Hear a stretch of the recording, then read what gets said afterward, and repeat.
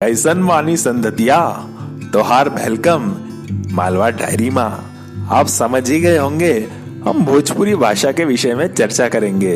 इस भाषा का नाम भोजपुरी बिहार स्थित प्राचीन नगर भोजपुर के नाम पर पड़ा है।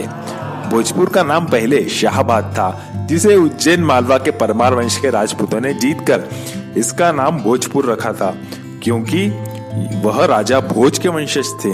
भोजपुरी भाषा को बोलने और समझने वालों की संख्या 16 से 18 करोड़ के बीच में है। अब आप समझ ही गए होंगे ना इस भाषा का रुतबा क्या है। भोजपुरी यूं तो उत्तर प्रदेश और बिहार की भाषा है, परंतु यह भारत के बाहर के देश जैसे Nepal, Mauritius, Suriname, Guyana, Trinidad एवं टोबैगो तथा फिजी देश में भी बोली जाती है। भोजपुरी संस्कृत भाषा परिवार की ही एक सदस्य है, जिसका निकट संबंध हिंदी से है। इसे हिंदी की उपभाषा भी कह सकते हैं। इसे पूर्वी मगधी के बिहारी वर्ग की भाषा के रूप में वर्गीकृत किया जा सकता है। इसी वर्ग में मैथिली तथा मगही भी आती है।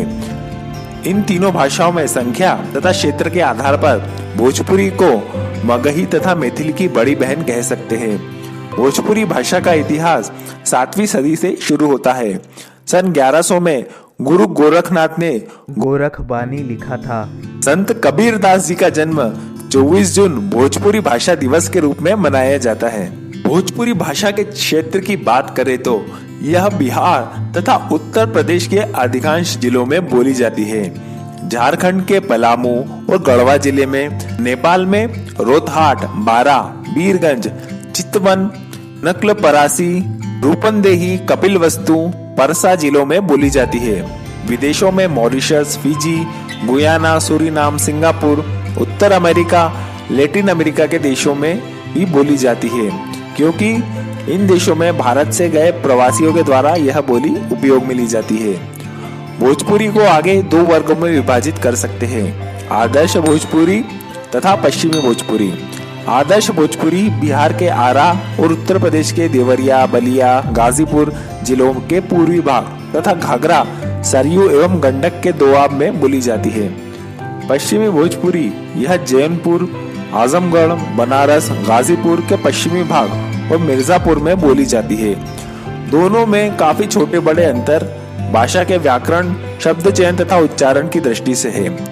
भोजपुरी भाषा की लिपि की बात करें तो प्राचीन काल में यह कैथी लिपि में लिखी जाती थी और आज यह मानक देवनागरी में लिखी जाती है। अब भोजपुरी के साहित्य की बात करें तो इस भाषा का साहित्य किसी से कम नहीं है।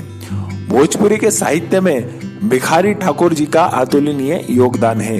इन्हें भोजपुरी का शेक्सपियर भी कहते हैं। इन्होंने अपने लेखों में सामाजिक कुरीतियों पर प्रहार किया था। इनकी प्रमुख रचनाएं विदेशिया, बेटी बेचना, भाई विरोध, कलजुग, प्रेम विधवा विलाप इत्यादि।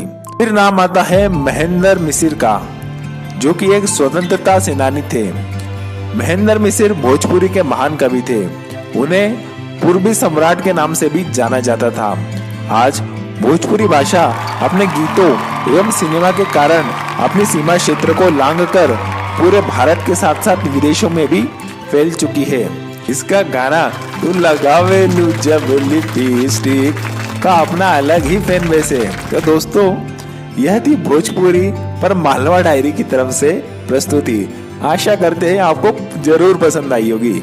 इस तरह के वीडियो के लिए आप हमें सब्सक्राइब भी कर सकते हैं, जिससे हमारा हौसला भी बढ़ता है। धन्यवाद।